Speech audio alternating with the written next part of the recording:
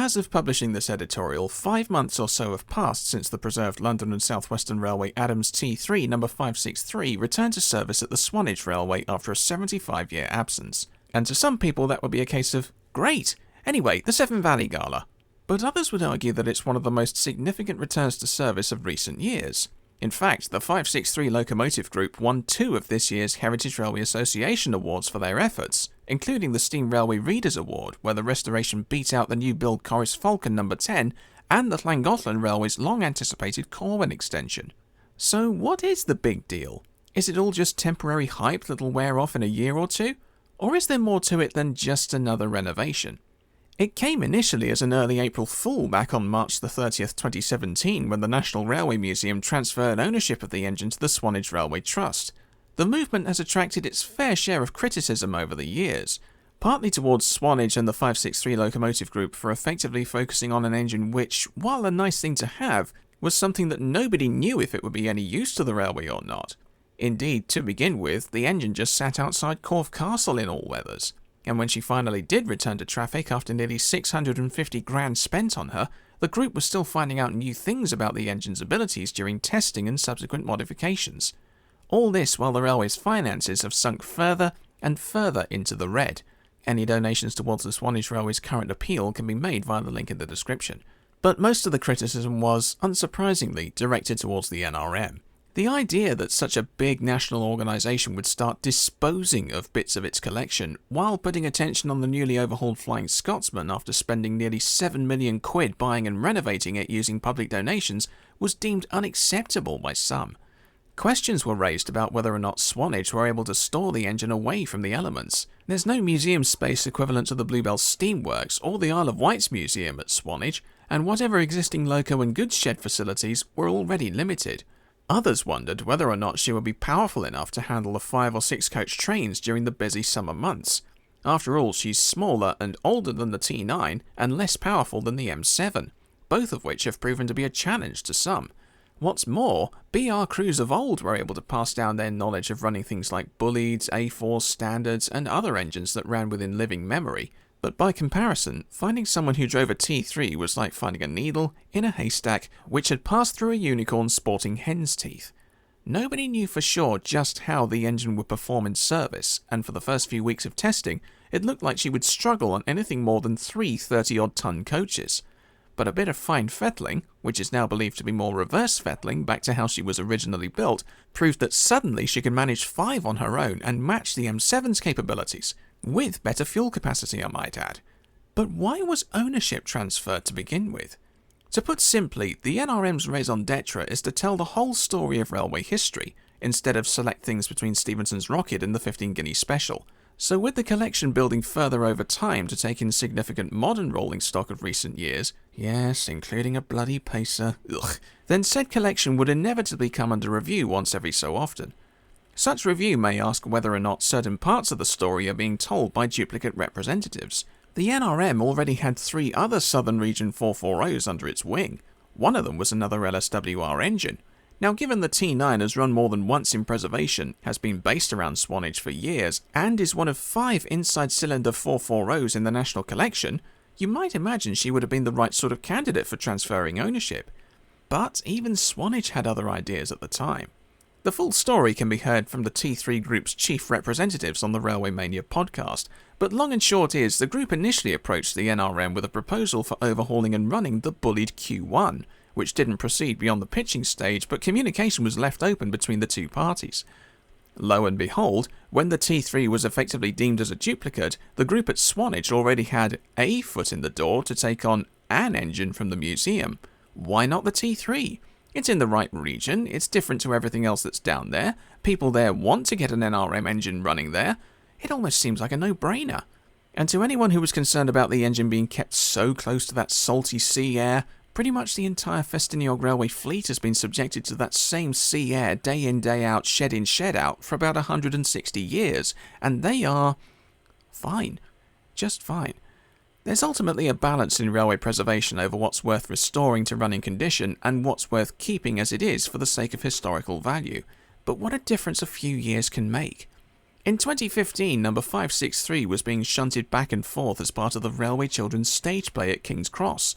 But whoever could have thought back then that the engine would ever run again under her own steam? I mean, say what you will about the NRM's decision on the matter, but at least their head curator knows how to respond to his critics. I'm afraid I have not risen to the occasion, but I do have my T3 tie on today. So next time you hear someone say there are no enthusiasts at the NRM, that's because I'm here.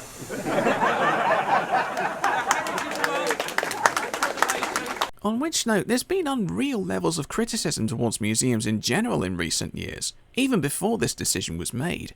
There's this stigmatism that a museum is where artifacts just go to die and get forgotten about because you never see them out in the wild. I can understand the case for making the NRM more of a place specifically for the die-hard railway enthusiast, but then again, it's a place that's always had to rely on donations and whatever taxpayers' money has been left from the annual budget, where the two most asked questions these days are, where are the toilets and where's the Flying Scotsman? And if people can't see the latter because it's been out and about somewhere, the disappointment only builds up. Now, people can make the argument all they like that a museum can effectively back itself into such a corner where visitors only ask those questions, or even back itself into another corner where it's little beyond a library with a load of dead exhibits. And okay, I agree, an interactive museum is more immersive than a shed full of bits, but just blanketing static display as a synonym for a preservation death sentence is pretty harsh, considering some engines, like all those Kriegslocks at Falkenberg in Germany, look as if they're literally lying on the scrap line by comparison. There's pros and cons to having an engine in a museum over a heritage line. Pro, it's constantly kept warm and dry from the elements. Con, it may get shunted around and have to spend some time outside or out of sight. Pro, when it's on display, it doesn't need to visit any workshops, stay in any sidings, or anywhere else out of public view, so the public are always guaranteed to see it every day. Con, you may see it, but you never see it running, and you'll never know what it looks like doing what it was built to do. That, and sometimes it's where the public can't see it anyway. Pro, if it doesn't run, that means it never wears out, so the need to replace any of the original components becomes obsolete. Con, many people, especially engineers, would argue the toss that nothing is fully original, and that it might as well just run anyway. But then, it's not a museum's responsibility to just run everything anyway. As awesome as it was to step into a fire museum in Maryland and learn that everything inside it was operational, and as awesome as it was to see engines like Green Arrow, Duchess of Hamilton, Evening Star, the Stirling Single, and even Mallard out and about at one point, running things ultimately wears them out, and then you hit the whole debacle of, how can you conserve what's already finite? Over in Carson City in Nevada, one of the oldest wood-burning American 440s still has its original boiler and has been reduced to running at less than half its original boiler pressure. The alternative is overhauling and replacing most of the original engine, like Eureka of similar age. But then how much of that would you call Eureka instead of a modern replica? Hell, the Texas of the Great Locomotive Chase is pretty much all replaced barring axles, frames and the bell frame. At least in a museum, there's less risk of things needing replacing, and accusations of just not caring about artifacts can be quickly shot down by simply showing such an artifact on display to the public and drive from the elements. As lovely as it is to see an engine living and breathing, just like seeing animals in the wild instead of a zoo, at least there's more chance of catering to their needs in such a controlled environment. A zoo animal isn't in danger from bounty hunters and predators from the next step of the food chain, just like Mallard isn't in danger of gathering cracks or rust. Don't misunderstand, I would give anything to see Mallard run again in my lifetime, even if it's just for a day. But I fully appreciate that it's a decision only the NRM can sign off. There may be a case for transferring other ownerships in the future, but there'll be the call of the powers that be on a case-by-case basis. In the meantime, groups can still present a case for renovating and running part of the collection. Whether it's taken by the powers that be or not is up to them, but the T3 shows that they're not completely closed off to any and all ideas. At the end of the day, no, not everything has to run in order to tell a story. Soon as you overhaul Copper Knob, you lose the story of its shrapnel damage. Put that L&B coach back into service, you lose the sight of how it looked when it was recovered, and we already have L&B coaches in regular use on the Festiniog Railway anyway. But given what people are beginning to learn about LSWR history and design practice since the T3 was seen being reassembled, maybe there's something to be said for returning the engine to service after all.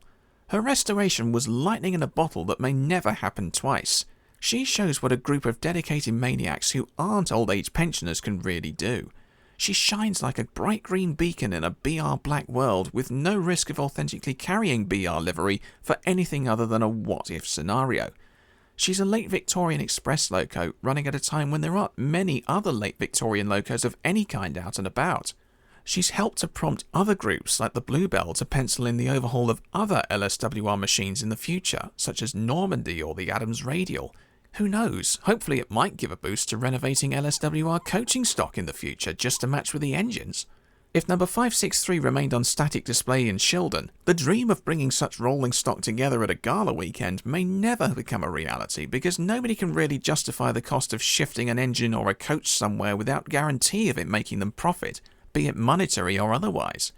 If it weren't for COVID and the cost of living crisis, the T3's restoration may well have ended up being completed quicker and for less money, and what's more alarming is her return to service is during worrying times. Fran has now shipped its final coal delivery. Some of the biggest railways in the country have launched ongoing survival appeals to keep them going. Union of South Africa has been permanently retired and may not be the last case of an engine being forever put on display. At least with the T3, her future is guaranteed, whether the Swanage Railway Trust has a suitable home and purpose for the engine or not. Again, feel free to check this out on Railway Mania. If anything, the T3 may have proven to be nowhere near as big a crowd puller as Flying Scotsman or the Big Boy, even at a time when the cost of living has restricted many from travelling to see them. But both of those spend so much time in the public eye that their appeal almost becomes saturated in the eyes of some. By comparison, engines like the T3 shows what railway preservation can achieve if the right people with the right plans and resources come along at the right time. The impossible has a price tag, but can still be done. So, to the Swanage Railway Trust, the National Railway Museum, the Flour Mill, the 563 Locomotive Group, and anyone else involved in the conservation of the engine since 1948, thank you for making it possible. So, about Mallard running again for her centenary. Nah, it'll never happen. Will it? I'm Chris, and I'm here to gauge the issue. I lost my mind in lockdown, time and time again. I lost my mind.